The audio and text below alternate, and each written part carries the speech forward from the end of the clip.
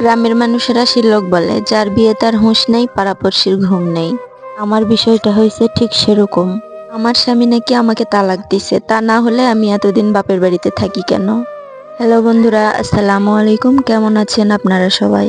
আশা করি আল্লাহর অশেষ রহমতে সবাই ভালো আছেন। আপনাদের দোয়া এবং ভালোবাসায় আলহামদুলিল্লাহ আমি অনেক ভালো আছি। অনেক ভালো আছি বললে ভুল হবে। এলাকার কিছু কিছু বেদব মহিলার জন্য বাপের বাড়িতেও 2 দিন শান্তিমতো থাকা যায় না। প্রতিদিন সকাল 8টায় আমার মেয়েকে নিয়ে মাদ্রাসায় যেতে হয়। মাদ্রাসা থেকে আসার পথে কালকে একটা কথা শুনেছি, যেই বিষয়টা আমার কোনোদিন কল্পনাতেও আসেনি। এলাকার প্রতিবেশী কিছু মহিলার এই বিষয়টা নিয়ে প্রচুর মাথা ব্যথা। কালকে থেকে এগুলো কথা ভাবতে ভাবতে আমার রাতে ঘুম হয়নি দেখে সকালে ঘুম থেকে উঠতে একটু দেরি হয়েছে। উঠে দেখি আমার আব্বু মাছ নিয়ে আসছে। মাছগুলো বেছে দিলাম, তারপরে আমার আব্বু নিয়ে চলে গেল। এরপর আমি অনেক তাড়াহুড়ো করে বেশি কাজকামগুলো করতেছিলাম। এমনিতেই ঘুম থেকে উঠতে অনেক দেরি হয়ে গেছে, এরপর আবার মাদ্রাসায় যেতে হবে, কখন যাব এসব ভেবে একটু তাড়াহুড়ো করে কাজ করতেছিলাম। তারপরে আমি থালা বাসনগুলো ধুয়ে নিলাম তাড়াতাড়ি। ওইদিকে আমার আম্মু মাছ কুটিচ্ছে। মাছ কুটা হলে তারপরে রান্না বসাবে। আমি ভাবলাম আমার তো এত দেরি করলে চলবে না। আর ভেবে আসলাম যে আজকে একটু তাড়াতাড়ি যাব, ওই মহিলার বাড়ির সামনে একটু আপনাদের দেখাবো। আর ওকে যদি দেখতে পাই ওকে সহকারে আপনাদের দেখাবো। এই কথাগুলো কিন্তু আমি আমার বাড়ির কাউকে জানাইনি, বা আমার জামাইকেও এই কথাগুলো জানাইনি।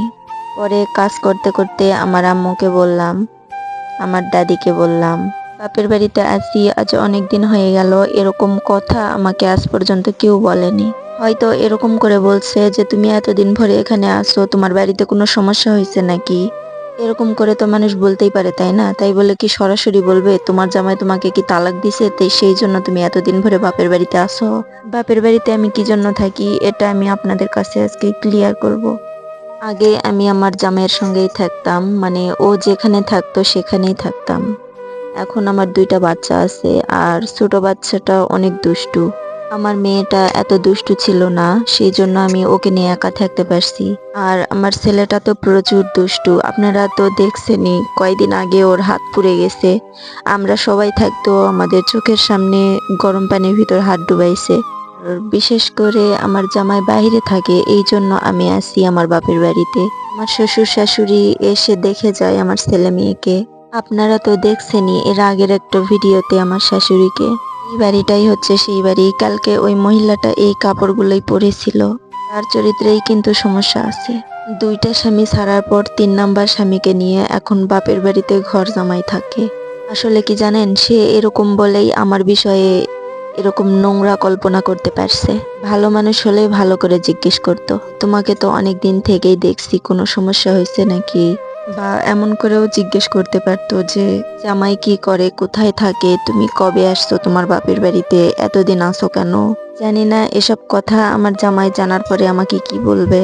ও তো আমাকে এখানে থাকতেই দিতে চায় না, ওর কাছে নিয়ে যেতে চাই। ছেলেটার দুষ্টুমি দেখে আমাকে এখানে রেখে গেছে। আর আমার আম্মু আর আমার দাদি এসব কথা জানার পরে আমাকে বলছে, মারলে ম্যার আটকানো যায়, কথা বললে মুখের কথা আটকানো যায় না। যার ব্যাকগ্রাউন্ড যেরকম সে সেরকম করেই চলবে, ভালো মানুষরা এরকম করবে না। তো বন্ধুরা, আজকের ভিডিওটি এই পর্যন্তই। ভিডিওটি ভালো লাগলে একটা লাইক দিয়ে চ্যানেলটি সাবস্ক্রাইব করে দিবেন। আর এরকম পরিস্থিতিতে আমি কি করতে পারি আপনারা দয়া করে কমেন্ট করেন। সবাই ভালো থাকেন, আল্লাহ হাফেজ।